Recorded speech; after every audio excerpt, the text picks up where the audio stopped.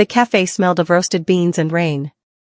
It had been drizzling all morning, the kind of soft, persistent rain that made the city look half asleep.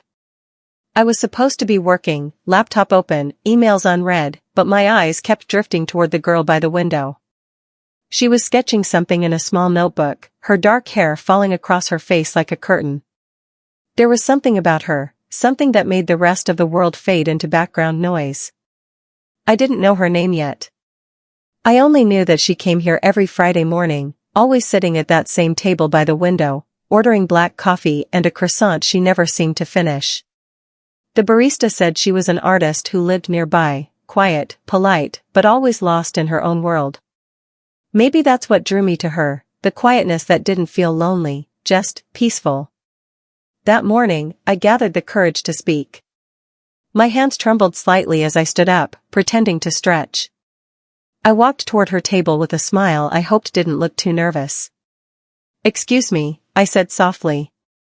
She looked up, eyes the color of storm clouds. "You dropped this." I handed her the pencil she hadn't actually dropped, realizing too late how ridiculous that was. She smiled, just a little, and it felt like sunlight cutting through the rain. "Thank you," she said. I guess I must have dropped it somewhere between thoughts. We talked. About art, about how she saw the world in shapes and shadows, and how I saw it in words. She told me her name, Elena, and suddenly it felt like I'd known her in another lifetime. Every word between us felt familiar, like picking up a conversation that had paused centuries ago. When she laughed, it wasn't loud, it was soft, breathy, the kind of laugh that stayed with you long after. And when she looked at me, I forgot what I was supposed to say. There was something magnetic in the way she held my gaze, as if she was studying every detail, memorizing me piece by piece. Before leaving, she leaned close and said, "Maybe next Friday, you could sit by the window too." My pulse skipped. I nodded, smiling like an idiot, trying to look composed even as my heart raced. As she walked out, her fingertips brushed against mine, light, accidental, electric. I watched her disappear into the rain, her umbrella a small burst of red against the gray street. And in that moment, I knew something had shifted. I didn't believe in fate, not until her. But when I sat back down, staring at the empty chair by the window, I couldn't shake the feeling that we'd done this before, that in another life, I had already chosen her. Friday couldn't come fast enough. All week, I found myself glancing at the clock, waiting for that one day that suddenly meant more than any other. I went to the cafe earlier than I should have, pretending it was just coincidence. But really, I wanted to be there before her, to watch her walk in, to catch that first second when her eyes found mine again. When she finally arrived, she looked different, warmer somehow, with her hair loosely tied and a paint stain smudged across her hand. She spotted me instantly, smiled like she'd been expecting me, and walked straight over to my table. "You stole my seat," she said, teasingly, eyes glinting. I laughed. "I thought maybe we could share it." She tilted her head, pretending to think. Sharing's not really my thing." But she sat down anyway, right across from me, close enough that I could smell her perfume, something soft and floral with a hint of vanilla. It lingered in the air, teasing my senses, and I couldn't help but lean in just slightly. Our conversation flowed easily, like it had always been waiting to happen. She showed me her sketches, a cityscape blurred by rain, a woman sitting alone in a cafe, a pair of hands almost touching. I realized, as she turned the pages, that she'd drawn me. My reflection caught in the window, head bent over my laptop, unaware that someone was studying me with such quiet fascination. "Is that me?" I asked. Her lips curved. "You noticed?" I blushed. "You could have asked if you wanted a muse." She met my eyes, voice soft. "Maybe I already did." The air between us shifted then, charged, delicate, heavy with something unnamed. We sat there for a while, both aware of it, neither brave enough to say it out loud.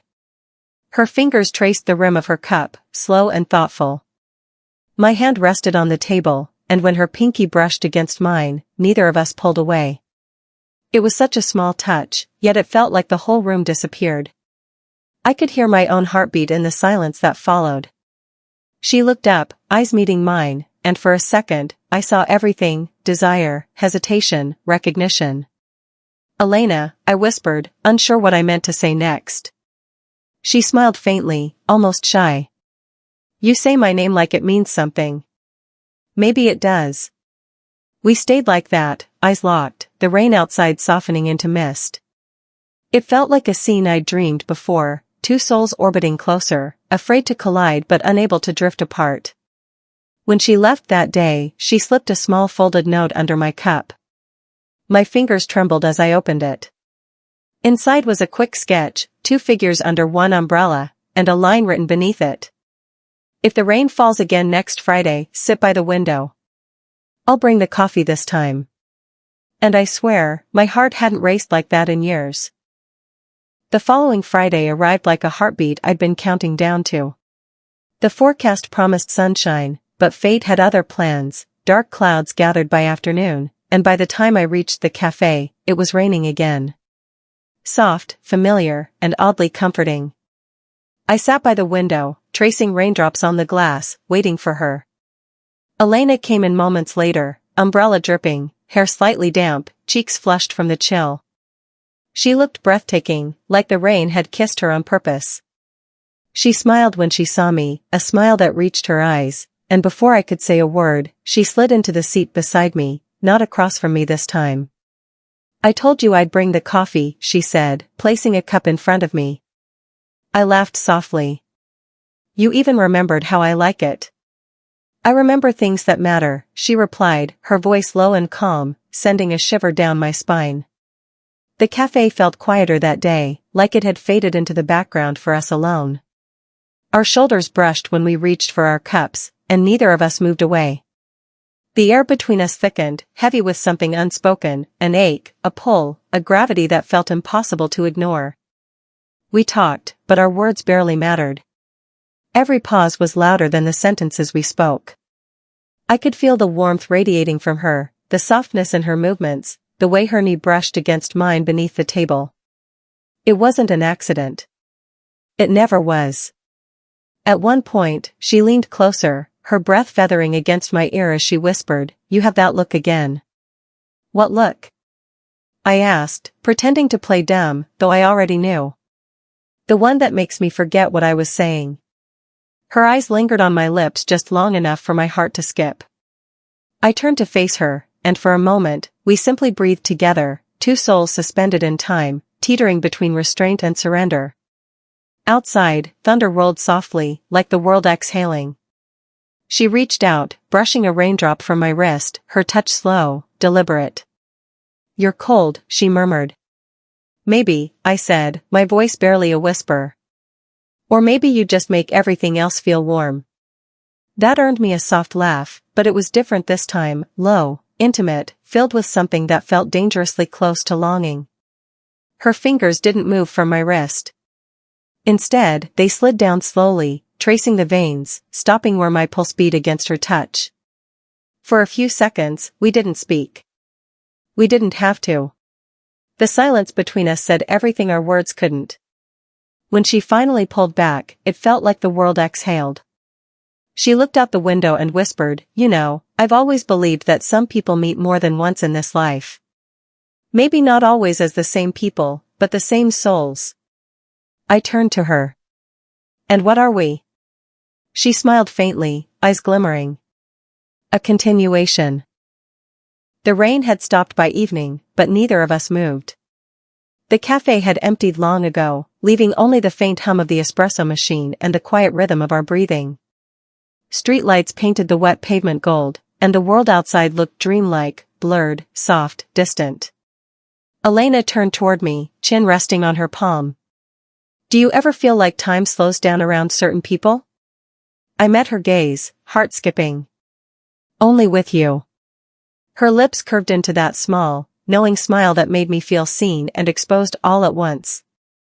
The space between us was so small now, our knees pressed together under the table, our hands resting close enough that one small movement could change everything. And maybe that's what we both wanted, to stop pretending we didn't already belong to this moment. When she reached out, her fingers grazed mine. I didn't pull away this time. I turned my hand over, letting her palm slide into mine, warm and steady. Our fingers interlaced as if they had always known how to find each other.